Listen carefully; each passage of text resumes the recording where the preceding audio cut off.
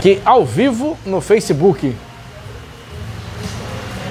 Olá, você que está no Facebook Cefas Carvalho, eu sou o jornalista Cefas Carvalho e estamos começando mais uma edição do programa Conversa de Botequim. Há 3 anos, um dos programas mais irreverentes e descontraídos, mas com conteúdo, de entrevistas de Natal do Rio Grande do Norte. Toda sexta-feira, 18h30, no Bardaus Comedy Arte, entrevistando alguém que faz algo relevante para o Estado. Política, cinema, literatura, medicina. Como é o caso do entrevistado de hoje, Dr. Gaudêncio Torquato, a quem vou saudar. Dr. Gaudêncio, bem-vindo ao Conversa de Botequim. Grande prazer, Cefas, estar aqui nesse bate-papo maravilhoso que você tem aqui, trazendo a cultura, trazendo um bate-papo com os mais variados colegas médicos que atuam no Rio Grande do Norte. Isso, vamos falar sobre medicina, vamos falar sobre a aviação, né, também, que o senhor é aviador, enfim, muitos assuntos. Antes de fazer a primeira pergunta, eu vou lembrar, o programa é 100% interativo. Quem quiser assistir ao vivo no Bardaus Comedy Arte, aqui no Centro de Natal, é só vir. Vem aqui, toma uma sopa, bebe uma cerveja, toma um café, enfim, programa interativo. E quem quiser fazer perguntas, faça pelo Instagram, Dr. Geraldo Ferreira, ou faça pelo Facebook Cefas Carvalho. Nós vamos começar agora. Produção, água água com gás, por favor. E a cerveja, porque o papo é de botequim, tem que ser uma cerveja com moderação. Doutor Gaudêncio, tem um monte de perguntas para fazer para o senhor, mas vou manter a tradição do programa e eu sempre pergunto sobre como a pessoa começou naquilo que ela se tornou hoje. No seu caso, médico. Eu pergunto, o senhor, quando criança, queria ser médico? Tinha médico na família? Ou o senhor queria ser astronauta, bombeiro? Como é que foi sua infância? Pois é, Cefas, eu sou do interior, assim como o Dr. Geraldo Ferreira né? Ele é de Marcelino Vieira, eu sou de Luiz Gomes, cidades circunvizinhas. Exatamente. E lá no meu interior, eu sou minha família somos de 8 filhos, né? Família numerosa. Sim. E meu pai era político, tal, na cidade. E eu sou de uma família do meu avô, eu tenho o nome do meu avô, Gaudêncio Torquato, que é um patriarca lá do Alto Oeste. Isso. E ele teve 22 filhos. Seu avô teve 22 filhos? 22 filhos, Nossa! A minha avó, a mãe do meu pai, o nome dela era Nia Torquato, faleceu, sim, teve 11 filhos.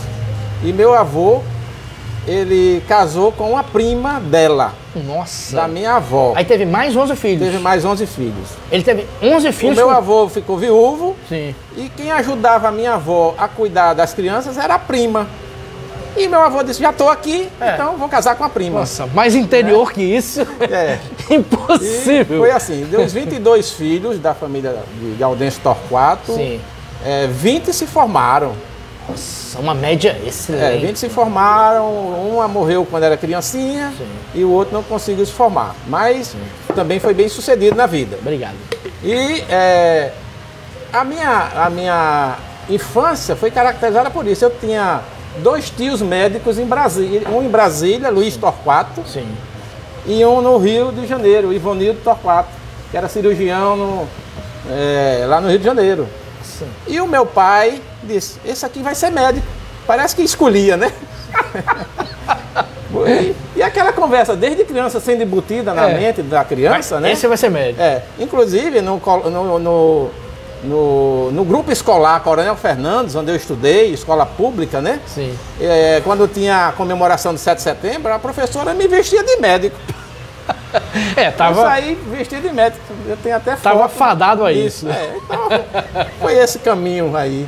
Foi criando essa mentalidade e que você vai ser igual aos seus tios, que são médicos. Isso. Criou-se essa... Que bacana, doutor Gaudêncio. E como é que foi sua infância? Foi infância típica de criança do interior? Brincar na rua? Foi sim, brincando na rua, andando de bicicleta com os amigos, né? Eu tive uma infância assim... O meu pai, ele era um homem muito inteligente, atuante, ele era advogado e político. E por ser político, a minha casa era cheia de gente. Ah, sim. Cefas, eu nunca tive a oportunidade na minha casa de almoçarmos ou jantarmos sem ter uma pessoa estranha na mesa. Nunca era só família? Não, sempre tinha um eleitor, as portas abertas. Uma pessoa da cidade lá. Que maravilha, entrando gente. Sempre, a minha mãe era uma mulher da cozinha, né, com as funcionárias para fazer comida. Então, sim, a função dela era dar comida ao povo. Nossa! Era assim, as portas abertas, né? Então eu nunca tive essa oportunidade de jantar só a família. Só a família. Não, sempre tinha um estranho presente. Que maravilha! E o meu pai, Geraldo chegou a conhecer, ele tinha um braço aqui cortado. Por causa da história de Recife, Por causa da política. Da política. Ele Quer foi contar eleito isso? prefeito. Sim. Ele foi eleito prefeito e foi, na comemoração foi soltar uma bomba. Ah, foi lá na cidade mesmo? Na cidade mesmo. Nossa. E perdeu a mão. E desde cedo ele tinha um motorista, mas ele usava também os filhos para dirigir para ele. Nossa. Porque ele tinha fazenda, essas coisas, o carro era uma caminhoneta. Sim. Precisava levar as coisas, trazer leite, essas coisas. E ele usava os filhos. Então eu aprendi a dirigir com 10 anos de idade. Né? Imagina, com 10 anos de idade, naquela época não tinha fiscalização. E a gente dirigindo uma caminhonete C10 da Chevrolet, né? Com 10 anos de idade para ir buscar o leite na fazenda. Que isso, doutor? Foi nesse formato, entendeu? Que maravilha. E a adolescência? Mudou muita coisa? Não, a adolescência lá, a infância, tudo lá em Luiz Gomes, estudando no colégio público. Sim. E de repente o meu pai me pega e os filhos iam crescendo e ele mandava estudar em Natal. Sim. Assim como o Geraldo veio, como outros conterrâneos vieram, né? Isso. E aos 14 anos, em 81, eu vim estudar em Natal. E ele me joga dentro do Marista, né? Dentro do Marista. E aí foi um choque para mim, né? Porque lá em Luiz Gomes eu não estudava. Era assim, fazenda, brincadeiras e tal. E de repente me pegou e jogou para fazer a 8ª série no Marista. Aquilo para mim foi um choque. Nossa. O professor de inglês na primeira aula veio falando inglês, não sabia o que era aquilo de nada. Nossa. Então, eu morava na rua Ângelo Varela e eu ia a pé para o Marista. E na ida eu pegava um ônibus aqui, aí o colégio terminou assim de meio-dia, um dia eu peguei um ônibus e o ônibus passava pela Praça Cívica, passava lá na Hermes da Fonseca, onde eu descia, do lado da ABB. E aí eu chateado com aquela situação, sem saber de nada, e resolvi deixar o ônibus passar. E fiquei a tarde todinha rodando dentro do ônibus, para resolver se voltava para casa. Nossa! Né? Não estava gostando do negócio. E chegava na parada do ônibus, o motorista, já chegou a parada. Não, eu vou ficar, sai com quantos minutos? Com meia hora. Aí eu ficava e fiz. De novo. Ficou de novo, pensando. Mas aí, depois engrenou a coisa e logo eu estava... Então foi um choque cultural, né, um choque. O tamanho da cidade, o tamanho do Marista. Não, nem o tamanho da cidade, foi um aprendizado. Aprendizado. Eu vim insosso, né, sem saber muita coisa, que eu não estudava lá. Era mais brincadeira. Sim, Fazenda, brincadeira. Era outro ritmo. Era outro ritmo. E de repente você chega dentro do Marista com o pessoal que já tinha uma base. Eu vim sem base. Sim. Tive que igualar, mas rapidamente eu igualei aquilo ali. Que bom. E já estava bem. Então, olha isso. E o processo de entrada, que naquela época, hoje é um sistema, que é o Enem. Naquela época era outro sistema. Como é que foi entrar na faculdade de medicina? O vestibular, né? O vestibular. Então, como é que foi esse processo? Logo no Marista eu me nivelei com os outros. Sim. Em questão de 5 meses, 4 meses, já estava nivelado com os outros de lá que tinham base. E fiz um vestibular. Sempre quis a medicina. Na época, um amigo que também queria medicina, aí disse, rapaz, a concorrência de medicina está muito alta. Sim. Aí eu peguei e botei para odonto. Viu, Geraldo? Eu coloquei para odonto e passei em odonto. Queria até em primeiro lugar em odonto. E fiquei cursando um semestre de odonto. Geraldo não sabia disso não, né? Fiquei cursando um semestre de odonto e estudando para o vestibular que tinha no meio do ano. Sim. Aí fiz no meio do ano e passei. Passou. Aí começou medicina? Comecei medicina, fiz a faculdade toda. Terminou a faculdade, eu, durante toda a minha vida de faculdade, eu ia ser cirurgião. O Geraldo sabe disso. Eu acompanhava Roberto Galvão, Zé Mário, né? Já no final já fechava a parede de cirurgia, já estava bem na cirurgia. Foi quando surgiu na minha vida o meu guru, Geraldo. Nossa, olha aí. Geraldo foi o grande responsável.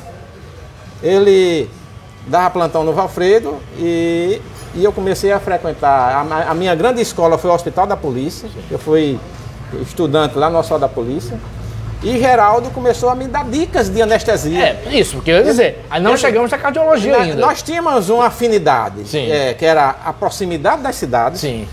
A minha família, amiga da família de Geraldo, né? E então, Geraldo começou a passar conhecimentos dele para mim. Sim. E nesses conhecimentos vinha conhecimento de quê? De anestesiologia, que era a especialidade dele. E aquilo foi me encantando. Então, ao ponto de eu desistir da cirurgia para fazer anestesiologia. E Geraldo foi o responsável por me mandar para Ribeirão Preto. Nossa! Para o serviço onde ele fez, a Santa Casa de Ribeirão Preto. Aí como é que foi a experiência em Ribeirão Preto? Porque aí já era uma outra realidade. É, uma outra realidade. Uma terceira realidade. Morei 2 anos no mesmo serviço. Foi? De Geraldo. Geraldo fez uma carta encaminhando. Bacana. Então, Geraldo foi um excelente residente lá. Então, quando o chefe, doutor Nocite, viu uma carta de Geraldo e tive boas recomendações também daqui, de pessoal que já vinha para cá. Não, é um excelente estudante, não sei o quê, não sei o quê. Então, o doutor Nocite brilhou os olhos e disse, eu quero esse aí. Eu fiquei por lá.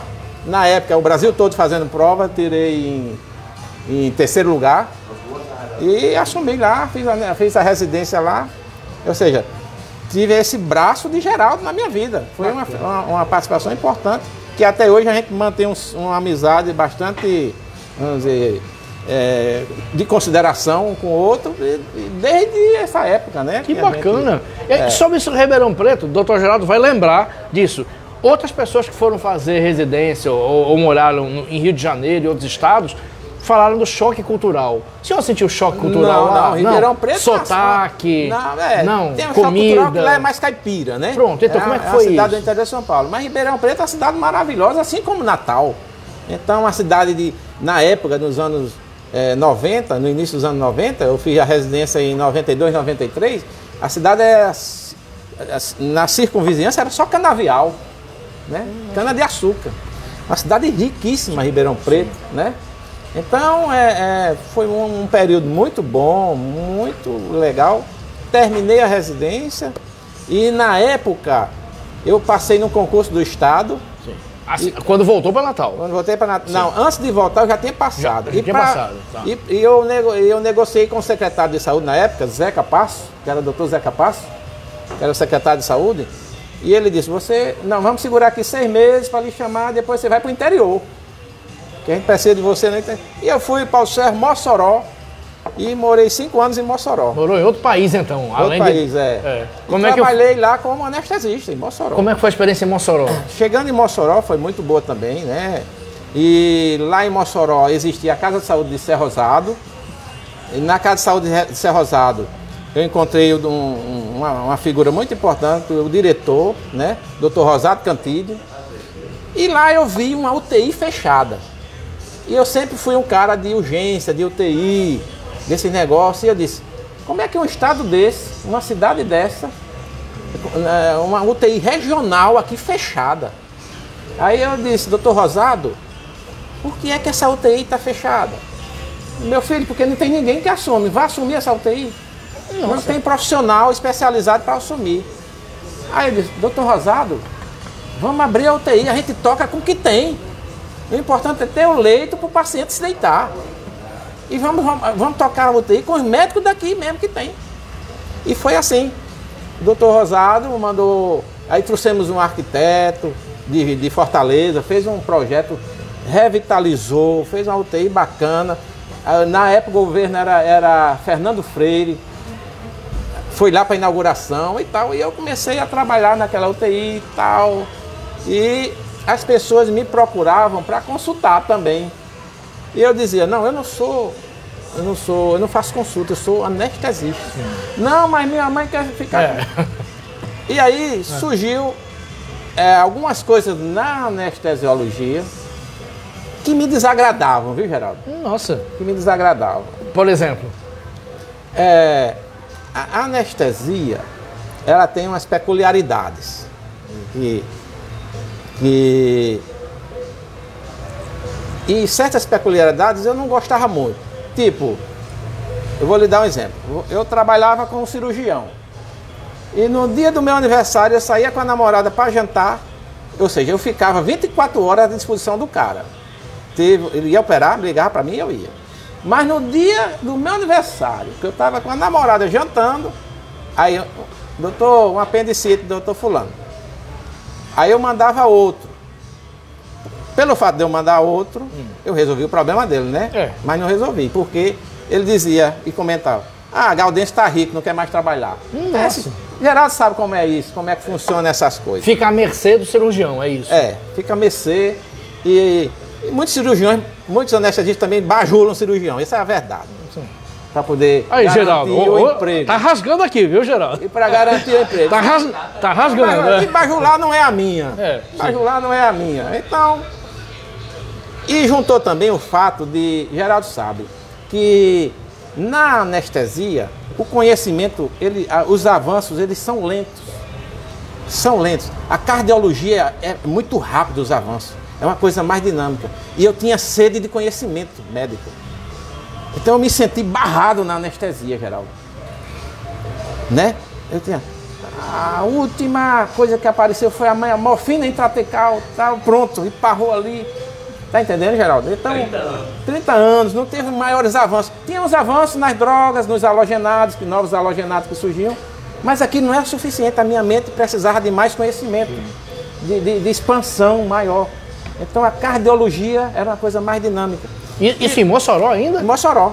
Então aí eu disse, o doutor Rosado conversando comigo, aí ele disse: eu tenho um amigo, que é o doutor Fred, que ele é diretor do Hospital de Messejana, Hospital do Coração e Pulmão, que é um hospital maravilhoso que existe no Nordeste. Fortaleza. Hospital de Messejana. Messejana é como Parnamirim e Natal. Sim, Messejana e Fortaleza. Isso, Então, lá tem um hospital maravilhoso. O conhecimento científico jorra lá. Então, e aí cresceu meus olhos, né? Porra, ele é amigo do dono, do diretor do hospital. Doutor Rosado, eu tenho vontade de fazer cardio. Vou falar para ele. Aí ligou. Ele disse: manda ele aqui. Aí eu fui a Fortaleza, fui lá no hospital. Comecei a fazer a residência de cardiologia. Foram 2 anos muito difíceis na minha vida. Nossa. Porque, Geraldo, eu trabalhava em Mossoró final de semana para me sustentar e garantir a carga horária do Estado. E na segunda de manhã ia fazer a residência. Foi 2 anos assim. Então trabalhava os 7 dias. Como diz o outro, pau dentro. 7 dias direto. 7 dias 2 anos direto, foi pau. Mas consegui. Tive a formação, passei no tipo de especialista em cardiologia e comecei a fazer o desmame. Fui fazendo o desmame da cardiologia, da anestesia com a cardiologia. É tanto que criou uma ciumada de muitos, né? Aqui no Rio Grande do Norte, em Natal. O Gaudêncio está fazendo as duas coisas, anestesia e cardiologia. Mas não, eu estava me preparando. Sim. Eu não podia deixar de ter a minha produção, o meu salário, e ir para uma atividade que ainda estava zerada. Então eu fui desmamando a ponto que há 20 anos eu atuo na cardiologia. Aí como é que foi o processo, doutor Gaudêncio, de deixar a Messejana, deixar Mossoró e voltar para Natal? Na época em Mossoró, eu ennoivei, eu fiquei noivo. De Mossoró? Em Mossoró. Moça de Mossoró? Uma moça da minha cidade, Luiz Gomes. Nossa. Só que o pai dela morava em Mossoró. Nossa. E ele estava morando, ele morou um tempo em Mossoró e morava em Natal já. Então eu resolvi. E em Mossoró acontecia um negócio interessante. Essa foi meu maior, foi decisivo para mim sair de Mossoró e vir morar em Natal. Não. Por quê? Você morar em Mossoró, você não está nem em Fortaleza nem em Natal, concorda? Concordo. E a cidade fica amarrada. Mossoró já não é uma grande metrópole, porque ela é perto de Fortaleza e de Natal. Certo? Então o que é que acontecia lá? Os colegas médicos, eu percebi esse fenômeno. Os colegas médicos, eles saíam, quando chegava sexta-feira à tarde, sexta-feira pela manhã, estavam os colegas médicos no hospital, todos alegres. Parecia uma cachaça. Tudo animado, trabalhando. Aí o que é que esse cara está... Eu vou hoje ver meu filho em Natal. Ah, meus filhos estudam em Fortaleza, eu estou indo hoje para lá. Os caras ficavam tudo animados. Na segunda-feira voltavam tudo triste. Nossa. Aí isso vai acontecer comigo. Pronto. Isso vai acontecer comigo. Então, prevendo essas coisas, eu já vim morar em Natal. Pronto. Entendeu? Já veio como cardiologista. Vim como cardiologista, mas atuei ainda um tempinho aqui como anestesia, mais na transição. E mudei, definitivo. Aí como é que foi esse começo, sendo cardiologista em Natal, na capital? Não é fácil, todo começo não é fácil. Para você botar um consultório na capital, é muito difícil, porque a maioria tem plano de saúde. Sim. certo? E muitas vezes você não está credenciado ao plano, tal. E eu tive tive a ideia do seguinte: eu vou trabalhar na Grande Natal, certo? Eu vou trabalhar, já que na capital a maioria tem plano de saúde, ou quem não tem plano de saúde tem um amigo que é médico para fazer de graça, então eu vou na Grande Natal onde está o dinheiro. Então eu comecei a atender só particular, nas cidades, certo? E fazer um exame, fiz o curso de ecocardiograma. As cidades da Grande Natal. A Grande Natal, é um Macaíba, Parnamirim. São José de Mipibu, Nova Cruz, Santa Cruz, mais longe um pouco até. Sim. E assim é a minha atividade. Sim. Tenho uma clínica em Natal, sou CEO da clínica, Ecocardio, certo? Atuo lá como cardiologista nesse período todo e consegui formar meu nome no estado, né? Tenho um nome formado no estado, na atuação da cardiologia. E muitos perguntam, se arrependeu? De forma alguma. Saí da anestesia para a cardiologia me encanta a todo minuto. Que maravilha. É uma coisa que eu faço com o maior prazer. Sou feliz em sair para trabalhar, atuando na cardiologia, Geraldo. Sou feliz. Vamos falar mais sobre isso. Doutor Gaudêncio, a gente vai falar mais sobre isso, sobre ser cardiologista. Vamos falar sobre outras coisas da medicina. Eu tenho umas perguntas aqui, umas curiosidades sobre questões cardiológicas, mas vamos dar uma leve tangente para voltar para a medicina. O senhor também é aviador.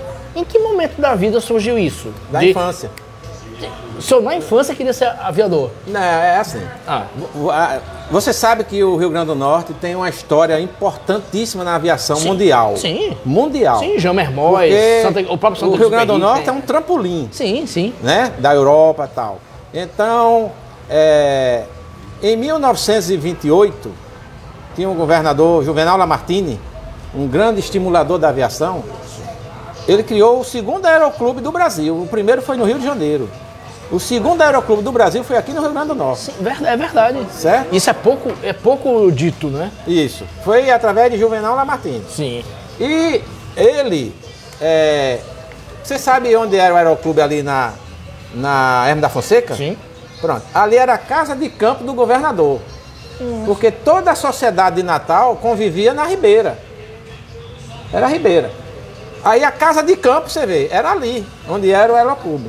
E o governador da época cedeu aquela casa para ser o aeroclube.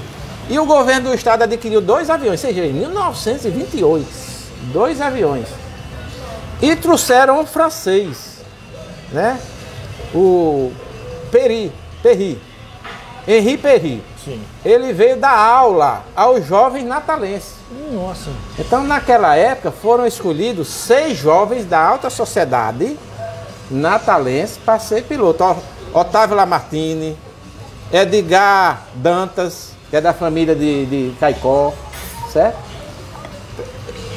Nossa. 6 jovens da alta sociedade. E esse piloto francês deu aula, formou esses pilotos.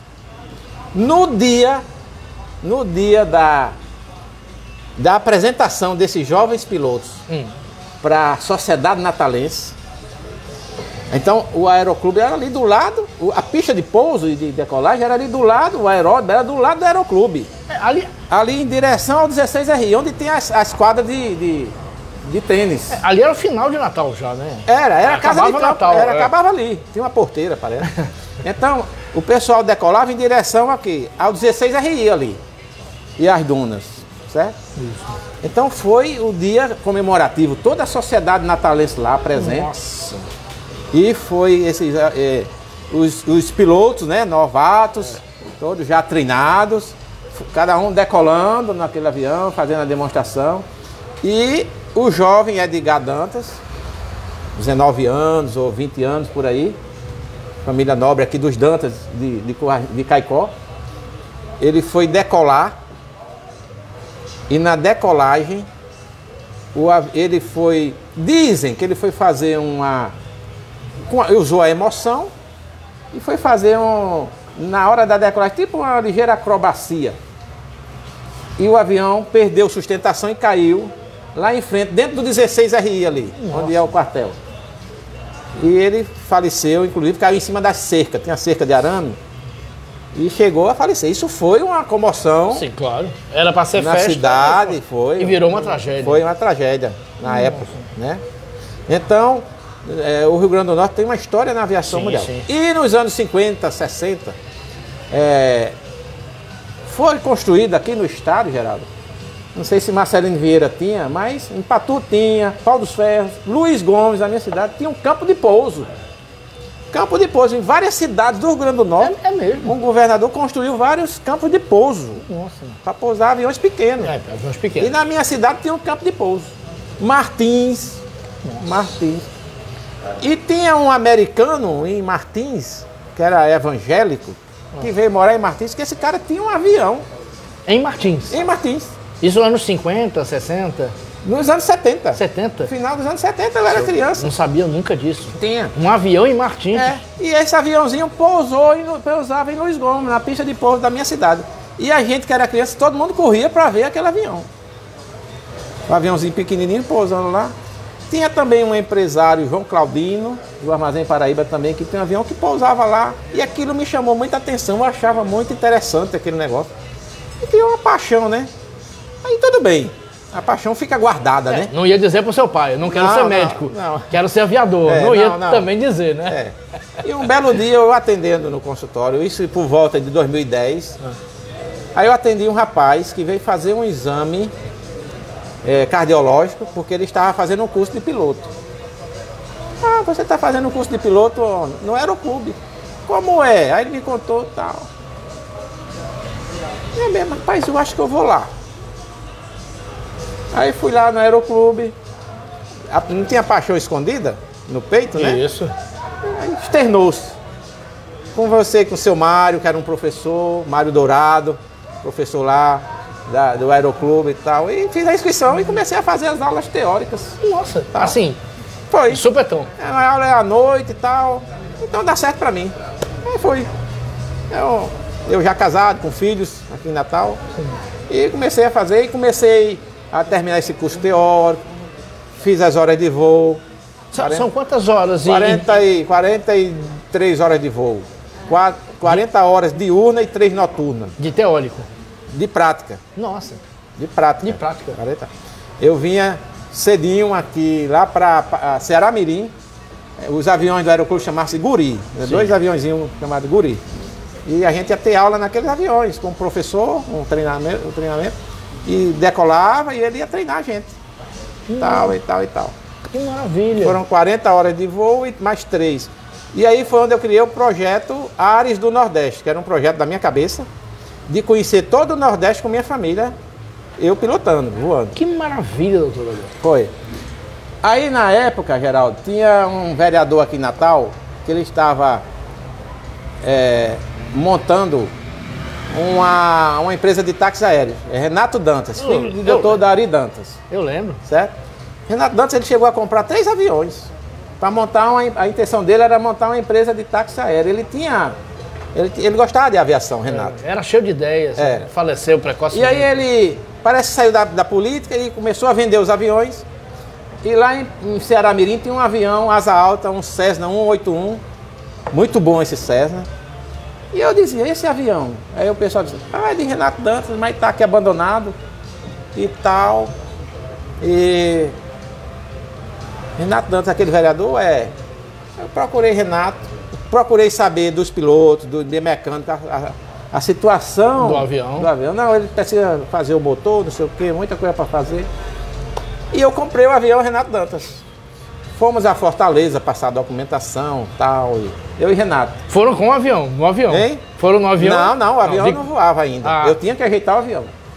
Mas porque o avião era no nome do empresário de Fortaleza. Tá. E Renato era meio esculambado, comprava as coisas e não botava no nome dele. E lá vai Renato, eu com o Renato a Fortaleza, fomos em avião de carreira.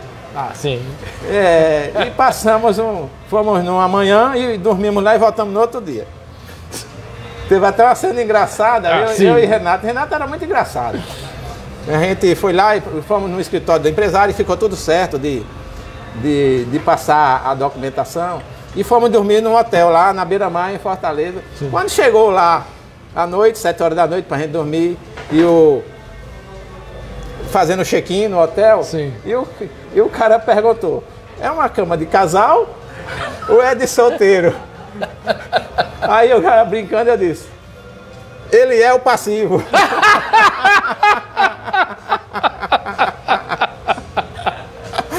E a cara de Renato? Aí começou a brincadeira, né? Que era brincadeira também. Brincadeira. O cara perguntou, né? Pensava que era um boy com... É. Aí o cara, é uma cama de casal ou separado? Ele é o passivo. É. Mas aí no final, como eu sou jornalista, tenho que perguntar, foi 2 camas de solteiro? 2 camas de solteiro. Ah, não foi de casal não. Tinha que perguntar, né, doutor Geraldo? Sim, mas aí continuando a aviação, que a história tá maravilhosa do Gaudêncio. Aí conseguiu regularizar, o avião ficou seu, você comprou. Sim. Andava nele e ajeitei o avião e eu precisava passar por um avião mais moderno. Eu não ia botar a minha família num aviãozinho velho. Sim. Porque quando eu entrei para a aviação, eu tinha ciência, isso aqui não é brincadeira, é a coisa mais séria da minha vida. Sim. Então eu tenho que estudar bastante. Sim. E tenho que ser bom nisso aqui. Sim. Então foi isso que eu me preparei. E eu vendi o Cessna 181 para um garimpeiro do Mato Grosso. Nossa! Foi. Um garimpeiro do Mato Grosso, vendi.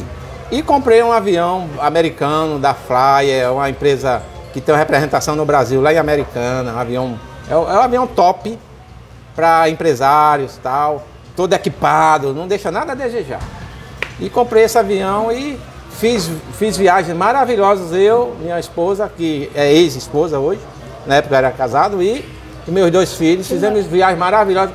Onde tinha, no Nordeste, uma pista de pouso com apelo turístico, Geraldo, eu conheci. Nossa! Petrolina, Caruaru. Maravilha! Eu ia sempre viajando para Aracaju, você tá entendendo? Então, o Nordeste todo. Fortaleza, lá no Catuleve, que é uma pista de um aeródromo que tem lá. Então, a gente fez muitas viagens e... a aviação é assim, é uma coisa que... Uma delícia. Nunca tive um susto na aviação. Era a próxima pergunta. Nunca tive. Nunca passou? Graças a Deus, não. Tá. Graças a Deus. Nem comunicação com torre, Para abastecer meu avião, eu tinha que estar presente. É mesmo? Daí a importância que eu dava. O guarda de campo lá não abastecia meu avião sem eu estar presente. Eu tinha que estar presente. Certo? Então, ficar sem combustível lá em... nível de seriedade. Não, um combustível adulterado, sei lá. Já aconteceu, um avião em São Paulo, foi abastecido com outro tipo de gasolina e o avião caiu. Que isso? O empresário com a família dele. Aconteceu um acidente nos Estados Unidos, horrível. Quando decolou, caiu o avião. Agora. Parece que o cara botou foi diesel dentro do avião. Nossa. Um negócio assim. Que coisa horrível. É um desastre. Tem perguntas aqui, vamos voltar para outros assuntos, mas tem perguntas aqui. Josiane Lopes Azevedo. Boa noite, Cefas e meu querido amigo cardiologista Gaudêncio. Esse homem é fera. Se for para você ficar sabendo, quase tudo do doutor vai passar à noite e não termina. São muitas histórias e todas verídicas, viu? Valeu, Josiane. Agora, um conhecido de vocês, José Delfino. Sim. Ótimo. Valeu, Delfino. Já foi entrevistado aqui, né? Foi ótima entrevista, né, Geraldo? É a própria Josiane Lopes Azevedo. Esse homem vive para trabalhar, escolheu a profissão certa, ajuda o próximo, por isso ele é tão querido. Valeu, Josiane. Continua comentando aqui. Carlos Lima, diagramador, é de Mossoró. Mora em Natal, mas é de Mossoró. Boa noite, Cefas. Sempre aqui na audiência. Valeu, abraços. Abraço, Carlinhos Bentivi. Continua assistindo. Vamos falar mais sobre aviação, mas vamos falar mais sobre outros assuntos. O senhor é de família política. O senhor tem um monte de primo deputado. O seu pai era líder político. Mas a gente conversando no meio do processo do senhor vir para cá, você não gosta muito de política. Como é que é isso? Não é não gostar. Não falar. Não, eu falo sobre política. Mas como é que é a sua relação com política? A minha filha já foi mais tradicional na política, né? A família Torquato Rego. Sim. Na verdade, Cefas, a família é Rego. Sim. Porque veio de Portugal 3 irmãos Rego. Um para Porto Alegre, que é o Rego de Getúlio Rego. Um Rego para Pau dos Ferros, que é o Rego meu. Sim. E outro para São Miguel, que é o Rego de Maria Rego, ex-prefeita de Pau dos Ferros. Sim. E O pai do meu avô Gaudêncio Torquato, o pai dele, ao nascer, que era o velho Joaquim Torquato, o parto deu trabalho e o Joaquim Torquato nasceu no dia de São Torquato. Na verdade, a família era Rego. Mas aí o pai dele botou o nome do menino Joaquim Torquato do Rego. Criou uma família. Em homenagem a São Torquato. Foi onde surgiu a família. Certo? E o meu pai, ele foi estudante. Eu disse a você que o meu avô teve 22 filhos, né? Isso. Os filhos iam crescendo, ele mandava para Mossoró. As mulheres ficavam em Mossoró e os homens iam para Recife. Então eu tive um tio, Zé Torquato, que foi médico, formou-se em Recife. E aí ia a fileira, né? O meu pai era um homem, assim, era muito inteligente e mais trabalhoso. Ele era o mais trabalhoso. Então tem cartas desse meu tio, que era o chefe, né? Era o mais velho. O Zé Torquato era o que comandava, morava em Recife e levando os outros. Então meu pai foi em seguida, era um dos mais velhos também. E lá tem carta de Zé Torquato para o pai dele e para a mãe dele. Papai, Jader está me dando muito trabalho, né? Tem carta do meu pai para a minha avó dizendo: mamãe, manda dinheiro, senão eu corto o dedo. Que isso? Quer dizer, seu pai fazia isso? Era terrorista, né? Terrorista. Mas eu acho que quando mais jovem, né? Sim, claro. Mas mesmo assim Mas o meu tio, tem uma carta do meu tio para meu avô dizendo: Jader está me dando muito trabalho, vou colocá-lo no exército. Aí depois outra carta: coloquei Jader no exército. Na primeira semana, datilografista do general. Na segunda semana, namorando a filha do general.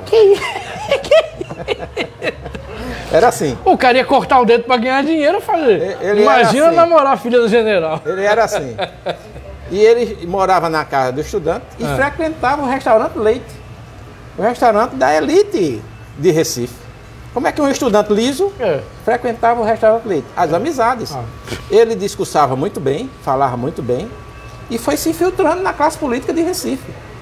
Ao ponto dos deputados, senadores, ninguém mandar o motorista deixar ele lá na casa estudante de Opala. Naquela época, a Opala era limusine, né? De carro com motorista. E todo mundo ficava impressionado com aquilo. Que isso? Ele subia lá na mesa, discursava, parecia um político senador. E era apenas um estudante de direito em Recife. E ele veio ser político aqui. Ele, Lindalva e Zé Torquato, 3 irmãos, foram deputados no mesmo mandato. Aqui no Rio Grande do Norte, nos anos 50. Que maravilha, nossa. Foram 3 deputados de uma família, no mesmo mandato. Dificílimo isso agora. Mas é porque aquela época tinha negócio a forma de votação era diferente. Eu sei que eles se elegeram. Mas acho que só os Rosados conseguiram isso em Mossoró. Foram 3 irmãos no mesmo mandato, deputados. Jader, Lindalva e Zé Torquato. Nossa. Depois meu pai foi eleito prefeito de Luiz Gomes, foi quando perdeu o braço. Sim. Na comemoração. Depois daquele curso de Direito que ele fazia em Recife, ele não chegou a terminar, devido ao ativismo político. Ele não terminou. Ele terminou depois de velho. Nossa. Foi ser advogado depois de velho. O ativismo político acabou atrapalhando ele em Recife, foi isso? Ele se dedicou à política e veio ser político no Rio Grande do Norte. Aqui, tanto que ele foi eleito deputado aqui. Nossa. Foi. E a minha vivência, a minha infância foi no meio político, vendo o meu pai político lá. Então, você tem tantas coisas positivas como negativas. Sim. Política de interior não era fácil naquela época, era de matar. Exatamente. O inimigo político era de matar um ou outro. Então, a minha mente tem memórias também complicadas daquilo. Lembra de história, assim... De confusão política, de matar. Tem alguma história que afetou sua família, que lhe magoou, lhe preocupou? Que causava medo, né? As ameaças de morte, que família tradicional de interior, um ameaçando o outro, era assim, de armas e tudo, então era complicado o negócio, então isso me afetou negativamente. Sim. E eu vejo, eu não me vejo, eu fui vacinado com vacina tríplice contra a política. Importada. Certo? E apesar de ser de uma família de políticos. Porque eu imagino o seguinte, eu já me ensaiei na política lá no meu interior, mas não é a minha. Não é a minha, eu não quero isso pra mim. Eu quero a tranquilidade de um travesseiro tá entendendo? E ter a consciência tranquila. O que é que faz? O que é que faz um jovem médico, ou um jovem advogado, ou um empresário, que tem sua vida independente, se querer ser um prefeito do interior? Ele ganha bem, tudo. Querer ser um prefeito para ganhar 10 mil, ou sei lá quanto é um salário de prefeito. Se não tiver muita vontade de colaborar, vai arrumar dor de cabeça. Vai arrumar coisas obscuras que existem. Eu não sei. Então, eu não quero isso para mim.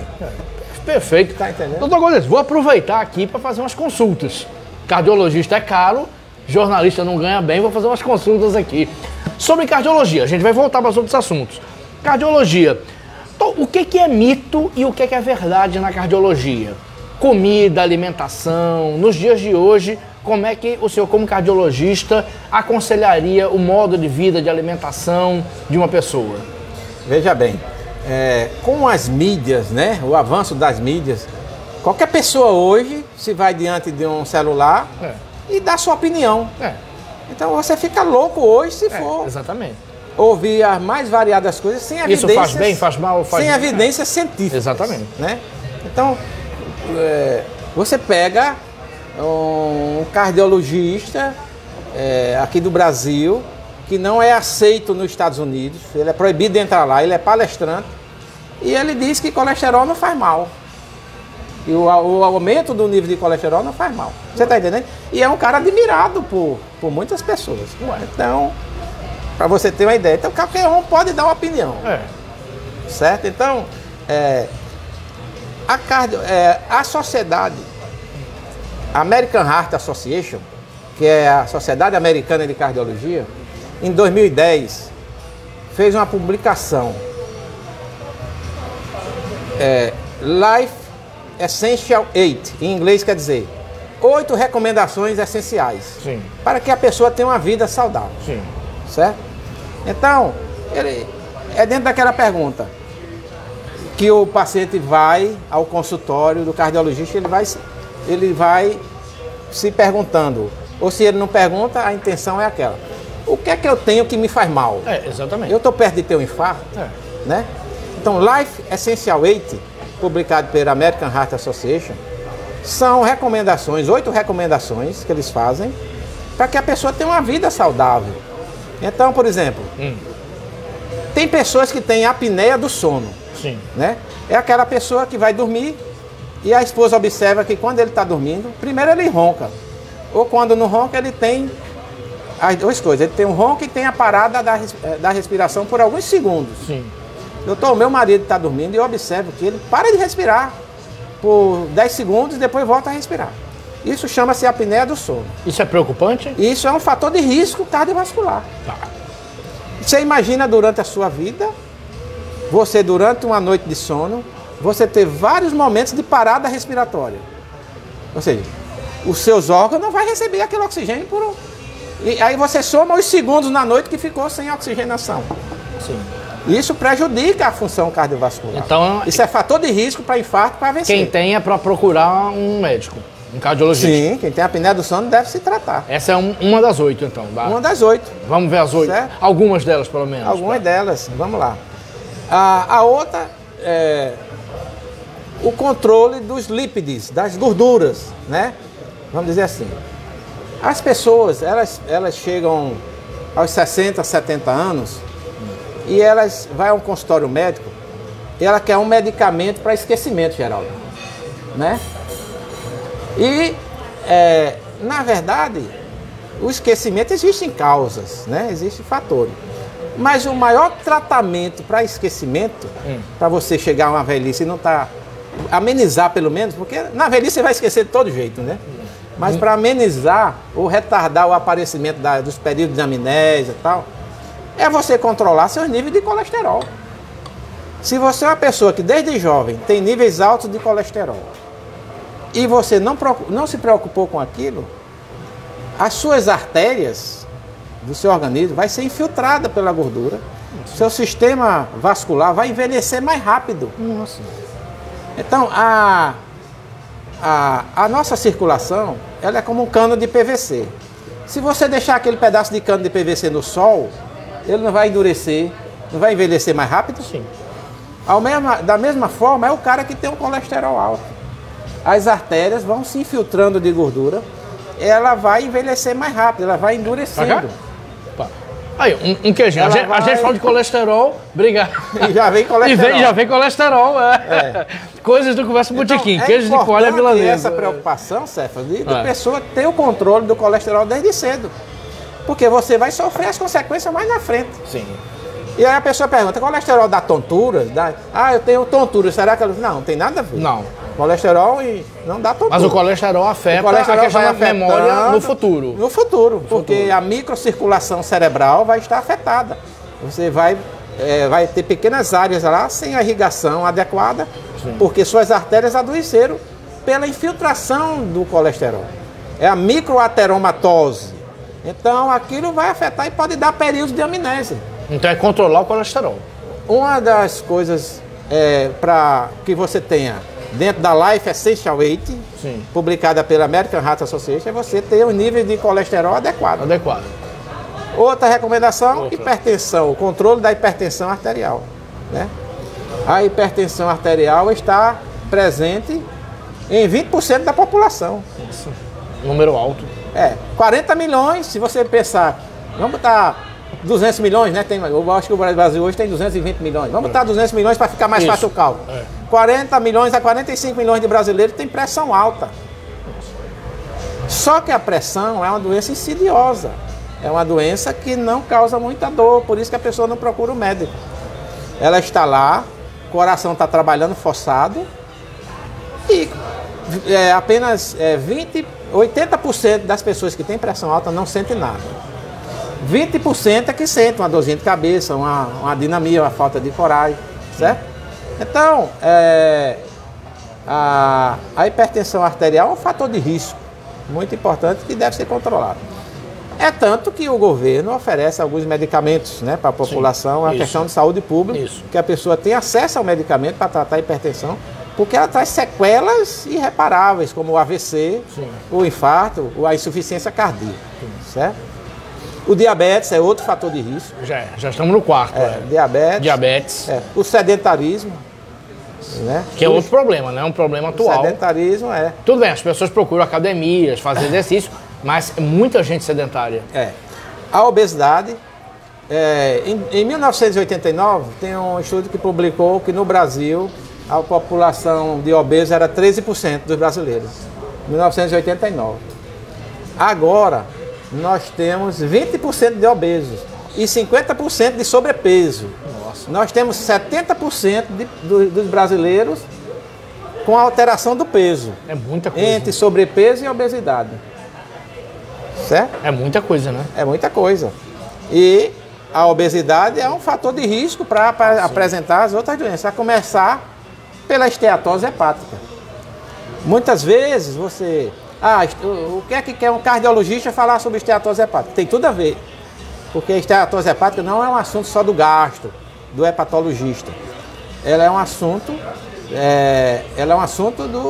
também que interessa as outras áreas. Porque o indivíduo com esteatose hepática, ele não vai morrer da insuficiência hepática. Ele morre da insuficiência hepática. Mas ele morre mais do infarto. Ele morre mais de infarto. Acaba causando infarto. Exatamente. Então, a gente já chegou em 6. Se eu lembro... Aí o estresse, né? Temos o diabetes, já falei. O tabagismo. Sim, tabagismo. Cigarro, né? Que a gente pensa em pulmão, mas o tabagismo, afeta o coração, né? O Brasil, ele teve uma campanha muito boa nos últimos 30, 40 anos sobre o tabagismo, que reduziu bastante. Isso começou com o Gé Serra, ministro da Saúde, a campanha contra o tabagismo. E o Brasil tem 2 campanhas importantes no Brasil de sucesso, em termos de saúde, né, do Ministério da Saúde. A campanha contra o AIDS, combate ao AIDS. Também foi José Serra, que começou. E vários outros governantes que deram continuidade. E a campanha do tabagismo. Sim. Certo? Que reduziu. Sim. O Brasil, ele tinha 40% há 30 anos atrás de fumantes da população brasileira, dos adultos. Baixou para 9%. Nossa. Baixou para 9%. O Brasil é um dos países que menos fuma no mundo. Certo? O europeu fuma muito. E agora a indústria farmacêutica, a indústria do tabagismo está aí com o vape, com o cigarro eletrônico. Eu ia perguntar isso. Querendo voltar a lucrar, né? Isso. Como é que é isso? Afinal de contas, qual é Obrigado, Aglio. Qual é a situação real? A pergunta é sobre vape? Tá bom. É qual? É a sua. Pronto, Natália Chagas, nossa produtora. Hoje temos o cigarro eletrônico como tendência. Se você qual o grau que ele faz mal? Qual a relação entre gordura no fígado e coração? Vamos lá, vape. Se você pegar um jovem que usa vape e que usa o cigarro eletrônico, ele vai dizer, não faz mal. Isso aqui não é cigarro. Não é cigarro. Ele está fazendo o que a indústria do tabagismo quer que ele faça. Ou seja, ser iludido. Você está entendendo? Porque o cigarro eletrônico ele vem com um apelo muito bom. Ele não tem odor. Você não precisa sair do ambiente para usar. Ele tem facilidade de ser usado. Ele é como um pendrive que você bota no bolso e só inalou. Tem um odor agradável. Isso. Tem vários dispositivos. Nós estamos na quinta geração desse dispositivo. Cada vez mais bonito. O jovem numa balada puxar um vape e acender aquilo ali, ele cai bem. Ele tá igual à figura do esfumante dos anos 70. Exatamente. Que era charmoso fumar. Era glamouroso. Glamouroso fumar, né? Tinha anúncio de televisão do cowboy, do né? Cowboy, no Texas, né? Aquele cara do Texas. O craque Gerson, né? Fazia propaganda de cigarro. Um futebolista, um jogador de futebol, né? Exato. Fumo porque quero levar vantagem em tudo. Exatamente. Incrível. Então, é uma ilusão. Sim. Por que eu estou dizendo que é uma ilusão? Porque a evidência científica que é até mais prejudicial do que o cigarro. O vape. O vape foi criado em 2003 por um chinês.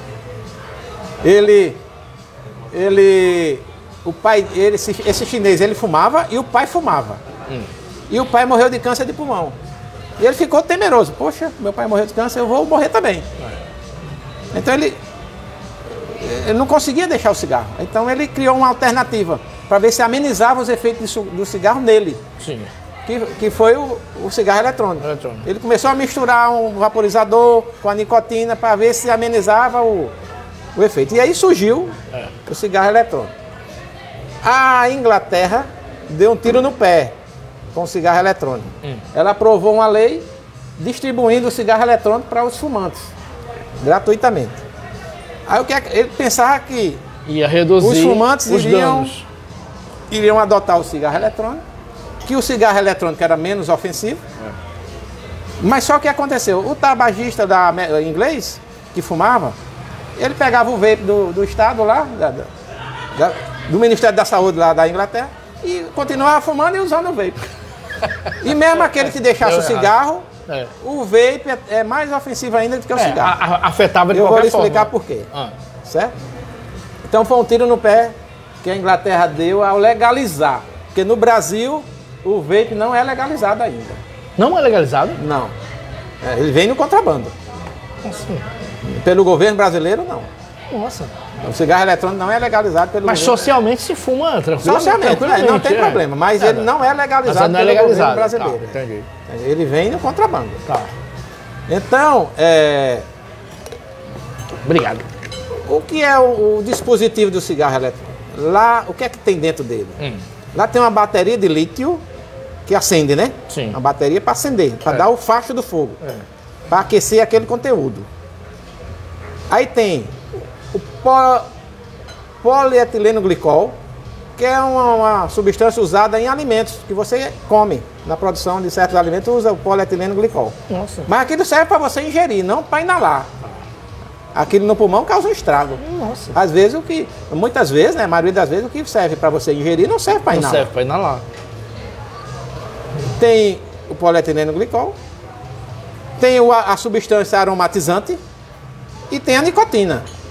Ou a nicotina ou qualquer outra coisa que você queira misturar. Você pode... Ainda tem esse fator. Porque tem dispositivo de cigarros eletrônicos que você pode preparar em casa e fazer a mistura você mesmo. Isso. Então você pode botar a droga que você quiser lá para ser inalado. Ou seja, o efeito fica muito pior do jeito que a pessoa quiser. Você comprar, tá entendendo? Ele pode botar lá o que ele quiser botar para inalar. Nossa. Seja heroína, seja maconha, seja diluída em forma de líquido, né? Vamos dizer assim. Bem, então esses três líquidos são misturados lá. O aromatizante, o polietileno glicol e a nicotina. Certo? Certo. Só para você ter uma ideia, a nicotina ela não causa câncer. Viu, Geraldo? A nicotina não causa câncer. Ela vicia. O que causa câncer? No cigarro são as outras substâncias que compõem o cigarro. O alcatrão, o chumbo. Os vários, tem 2.500 componentes num cigarro desse. Mas não é a nicotina. A nicotina não causa o câncer, ela vicia. Ela é a substância viciante. Tá. Certo? Então, sim, mas se a nicotina não causa câncer e o vape é formado por substância aromatizante, polietileno glicol e a nicotina, por que é que ela é maléfica? Né? Pronto. A bateria de lítio que tem lá, ela chega a uns 300 graus de temperatura para vaporizar aquele líquido. E você inala aquilo para dentro. Você vê que o ponto de ebulição da água é 100 graus. Sim. Então você está inalando uma coisa quente para dentro do pulmão. Né? Então, com o cigarro eletrônico foi morrendo alguns americanos de uma doença que se denominou EVALI, que é uma doença causada pelo cigarro eletrônico que destrói o pulmão. Nossa. Ela atua no interstício do pulmão, na trama pulmonar, e ela destrói o pulmão. Certo? O cigarro eletrônico causa câncer? Ainda não se tem evidências de que o cigarro eletrônico cause o câncer em si. Mas ele destrói o pulmão, causando essa doença EVALI, que é onde as pessoas estão morrendo. É mais rápido? Pessoas jovens. É mais rápido que o câncer? Está matando mais do que o próprio cigarro. Porque para surgir um câncer do cigarro, você leva anos, né? Vamos dizer assim. Sim. E o cigarro eletrônico tem muitos jovens já morrendo da EVALI, porque o pulmão fica destruído, fica só a carapaça. Nossa. Porque aquele líquido vaporizado lá dentro do pulmão, com seus efeitos, destruindo a trama, o interstício do pulmão, produzindo células gigantes, que é um mecanismo fisiopatológico da doença. EVALI é uma sigla em inglês que quer dizer doença pulmonar intersticial causada pelo cigarro eletrônico. Nossa. Certo? Não sabia disso. Esse é o grande problema. Certo? Nossa, deixa eu ler uma pergunta aqui, um comentário de Wagner de Oliveira. Wagner de Oliveira, artista plástico. Como sempre, um bom bate-papo, muito bacana, parabéns. Valeu, Wagner, continua aqui. Desculpa, Natália. E qual a relação entre gordura no fígado e coração? Pronto, é aquilo que eu falei. A gordura no fígado é um assunto do gastro, do hepatologista. Sim. Mas interessa a cardiologia. Sim. Isso é ainda pouco comentado pelos cardiologistas até. Por quê? Porque o indivíduo, quando vai para a consulta cardiológica, o cardiologista vai se preocupar por esses fatores que eu citei. O diabetes, a hipertensão, tal. Aí no final da consulta, quando o indivíduo está saindo do consultório, aí o indivíduo diz: ah, doutor, tem um detalhe. Eu fiz um ultrassom e deu gordura no fígado, né? Ah, tá, tudo bem. Ficam naquilo. Só que a esteatose hepática, o indivíduo que tem esteatose hepática, ela obedece a uma escala. Primeiro, o indivíduo tem a esteatose hepática e ela vai aumentando de grau. Sim. A infiltração. Os hepatócitos vão adoecendo. Até chegar à cirrose. Sim. Não só tem cirrose quem bebe, não. Certo? Exatamente. E a insuficiência hepática. Só que o indivíduo com esteatohepatite por esteatose hepática ou com cirrose por esteatose hepática e a própria esteatose hepática que ainda não evoluiu para cirrose, esse indivíduo ele vai morrer mais do coração. Nossa. Por quê? Exatamente. Porque o indivíduo que tem a esteatose hepática, ele já tem também, se ele deposita gordura no fígado, ele deposita nas artérias. Tá. Ele vai ter o comprometimento das artérias. E o seu fígado, a função hepática é importante para toda a função do organismo. O nosso fígado é a grande casa de máquina da fábrica, do nosso corpo. Então, se o fígado está deficiente, muitos outros fatores vão alterar. Isso. Inclusive fatores de coagulação, que é um dos principais mecanismos do infarto. Então tem relação direta. Direta. Hoje não se fala, o que se fala muito é inflamação, certo? Quando o indivíduo entra no consultório, esse indivíduo é inflamado ou não?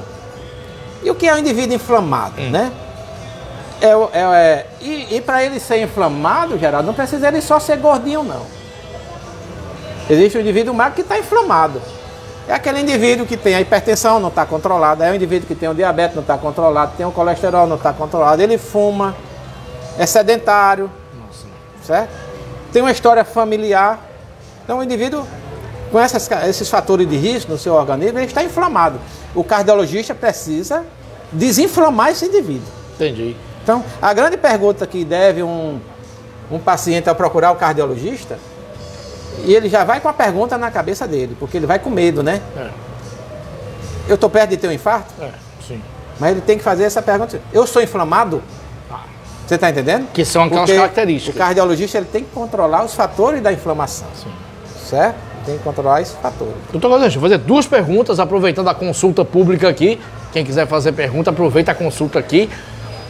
Alimentação. Existe uma regra de alimentação que direto do coração? Por exemplo, quem bebe muito café, que é o meu caso, quem não come fruta ou não come verdura, está mais propenso a um risco de ataque cardíaco? Ou seja, na cardiologia atual, até que ponto a alimentação, o tipo de alimentação da pessoa influi para o bem ou para o mal? A palavra é moderação. Tá. Em tudo, né? Em tudo. Em tudo é moderação.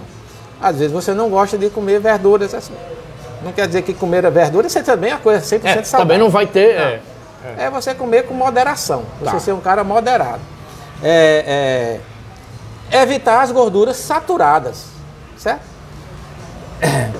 Por exemplo, eu sou cardiologista, mas eu como o meu churrasco. Eu adoro fazer churrasco para minha família. Sim. Você está entendendo? Eu mesmo sou um churrasqueiro. Então, mas eu... E aí a carne? Qual é a carne? A picanha a mais gordurosa que tiver. Sim, mas na sua casa, você vai comer a picanha mais gordurosa que tiver? Não, vai tudo pro lixo. Só prepara. Só preparo a picanha mais gordurosa. E eu tiro. Eu não boto na mesa a picanha gordurosa. É mesmo? Não. Nem se algum filho, amigo quiser, eu quero a gordura. Você pode oferecer meu filho para ver se ele quer. Foi criado direitinho. Já é criado assim. Então é a questão, você pode comer só picanha, agora você vai comer a gordura. A gordura, O nosso sistema circulatório, vamos usar a linguagem coloquial, né, popular, né? O nosso sistema circulatório é como um esgoto. O esgoto sujo não entope? O esgoto limpo não entope. Se você come porcaria, vai entupir. Se você não come porcaria, você está mais limpo. E a gordura está entre? Está entre as gorduras saturadas. São os sanduíches, os hambúrgueres, os produtos industrializados. Salsicha, tudo que foi industrializado. Mas você não come nada disso? Claro que eu como sanduíche. Claro que eu como. Tá entendendo? Mas você tem que compensar. Sim. Você não pode. Também a vida não é só de sacrifício, né? Também senão não. Você perde o sentido de viver. Também não vai. Não é? Mas você deve ser uma pessoa moderada, que deve evitar certas Não precisa coisas. ser sanduíche todo dia. Castigar na semana. Sim. Castiga na semana uma dieta mais saudável ali e tal. Final de semana você vai no restaurante e abusa mais um pouquinho. Não é? Mas durante a semana não precisa comer só salsicha, não precisa comer gordura. Se comer porcaria o tempo todo, aquele esgoto vai entupir mais ninguém. Vai.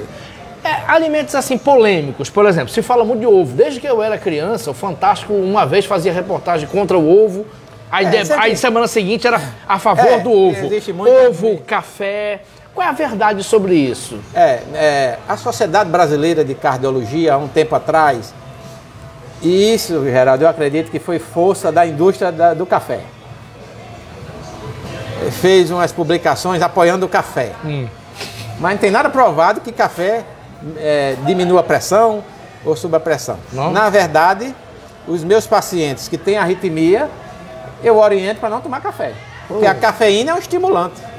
A cafeína faz parte do Red Bull. É cafeína, numa concentração mais alta. Então é estimulante. Paciente com arritmia não é para tomar café. O café, ele atinge o estômago. Sim. Ele irrita o estômago, ele dá gastrite. Não diga isso não. Dá gastrite. Em algumas pessoas Isso mais, não, tudo é relativo, né? Em algumas pessoas mais, outras menos.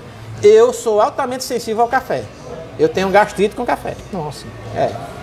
Então, eu evito. Ah, não tomo café. Às vezes você sai no restaurante, vai tomar um cafezinho, faz parte, mas já cortei muito café. Uma certo? garrafa térmica por dia, não. Não. Isso é você? Sim. Eu acho que você gosta muito de café. Muito. Mas é muito? Claro que é, cara. Oh. Uma garrafa de café por dia. Eu não esperava essa resposta não, doutor Galdeiro. É muito, cara. É muito. É muito? É muito, é muito. Reduzir? Você está irritando muito seu estômago. Nossa. E o café ele é viciante, né? É, exatamente. Se você não tomar esse café aí que você toma, você vai...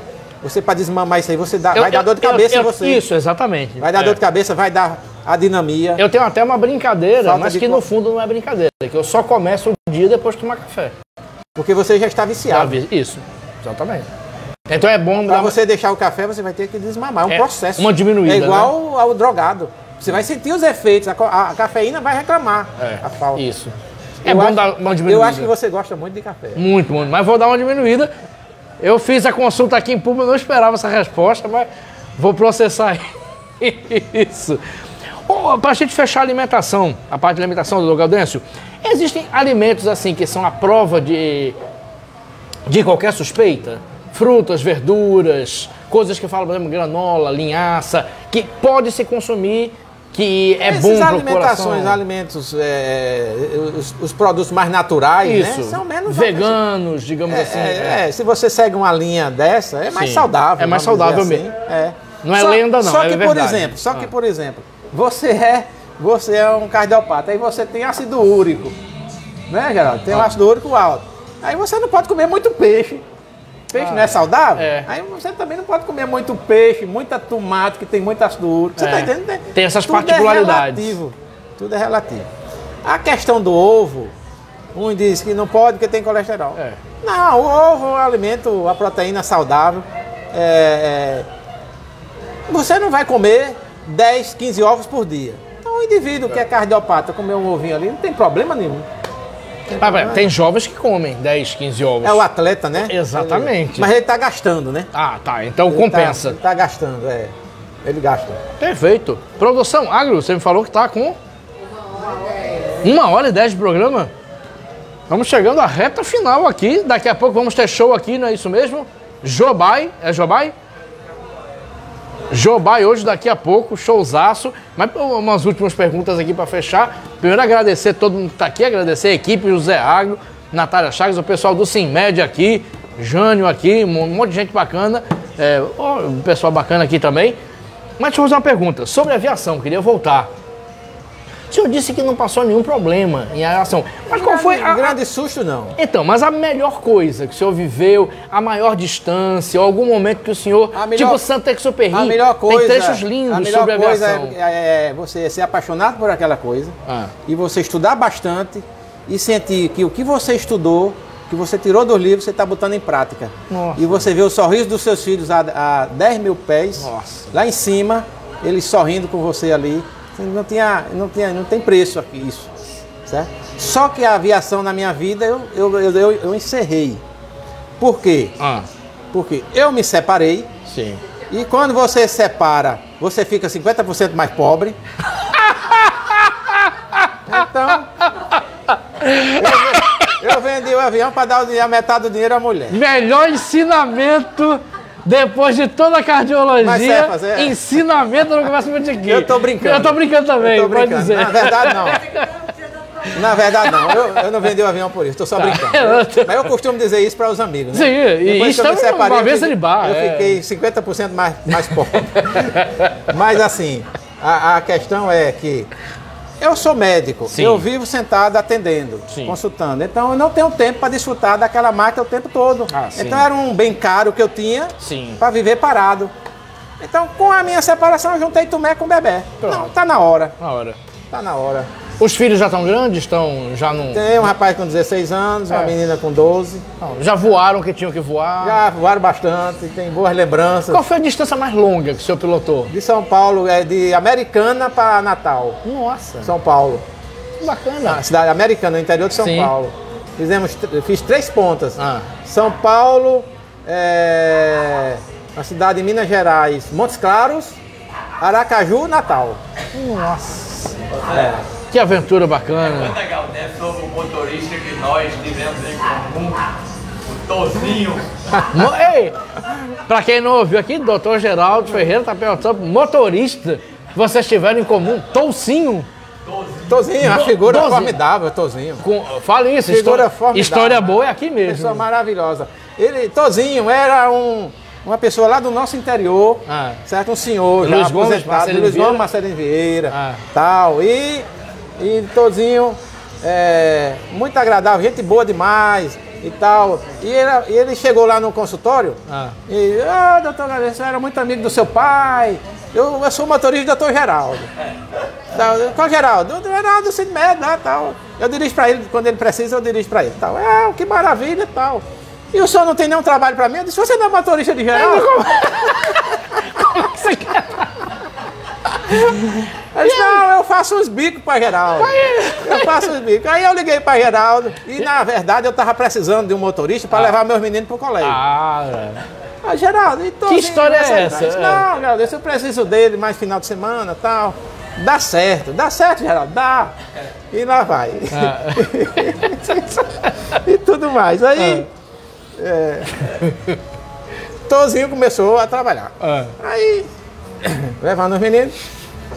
Aí meu menino disse, papai, Tozinho não sabe ler, não. E não sabe ler, não, sabe não. Tá danado. E ele viajou de caminhoneiro do Brasil todo, né? Ele é muito vivo, muito esperto. Sim. Ele não sabe ler, não, sabe não. Aí daqui a pouco, a minha secretária lá da clínica, não, Tozinho não quer ir deixar a encomenda lá naquele condomínio, não. Por quê? Porque ele disse que para entrar no condomínio dá trabalho. Como? Aí eu, Tozinho, como é essa história aí? Você foi deixar a encomenda lá no West Park Boulevard? Doutor, aquele condomínio é muito chato de entrar lá. É uma demora. Que isso? Tozinho, se eu for pra lá, demora pra entrar. Eu tenho que me identificar. Essas coisas.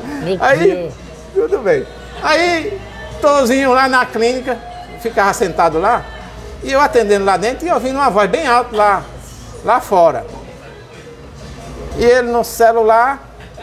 E eu disse, o que é isso? Aí a menina disse, que barulho é esse aí? É um paciente falando no celular. Não é seu Tozinho falando no celular. Namorando no celular. Isso, a clínica cheia de pacientes e Tozinho namorando no celular e conversando bem alto, né? Não, minha filha, não sei o quê. Vamos tomar uma cervejinha sexta-feira. Que maravilha! Eu disse, eu tô arrumado. Que isso, Geraldo? Mas é uma figura formidável, gosto muito dele. Eu imagino. Gosto muito dele. O menino de Galdério imitava ele. O meu menino imitava ele. Uma imitação fantástica dele. Ele é engraçado. Meu Deus, que maravilha. Por mim, eu ficava aqui até 10 da noite ouvindo história, agora que ficou bom. Mas a gente vai ter que encerrar, o programa já está com 1h20. 1h20 vai ter que encerrar, daqui a pouco vai liberar o palco para Jobai. Agradecer aqui novamente a equipe, José Agro, Natália Chagas, pessoal do Sinmed aqui, sempre presente, uma parceria bacana com o Sinmed. Doutor Galdério, uma entrevista... Cefas, muito obrigado, agradeço demais. Agradeço demais, agradeço a Geraldo, a toda a equipe do Sinmed, também, Márcia aqui também presente. Obrigado, agradeço também a consulta. A consulta coletiva. A consulta coletiva que me evitou gastar dinheiro. Não gostei da história do café, mas enfim, o senhor é o médico, eu vou ter que seguir e respeitar. Você quer que eu fale como médico ou como amigo? Ah, meu Deus do céu, agora me pegou. Como médico, você não pode tomar muito café. E como amigo, é arrocha. Ah, pronto, olha aí. E com esse arroche, a gente fecha a conversa de botequim com o doutor Gaudêncio Torquato. Uma salva de... Agradecer aqui a Lula Belmondo Bardalos, a equipe dele. Obrigado a todos e todas e até... obrigado também ao pessoal que está assistindo pelo Instagram, Dr. Geraldo Ferreira, e a todo o pessoal do Sinmed. E obrigado a todos e todas e até o próximo Conversa de Botequim.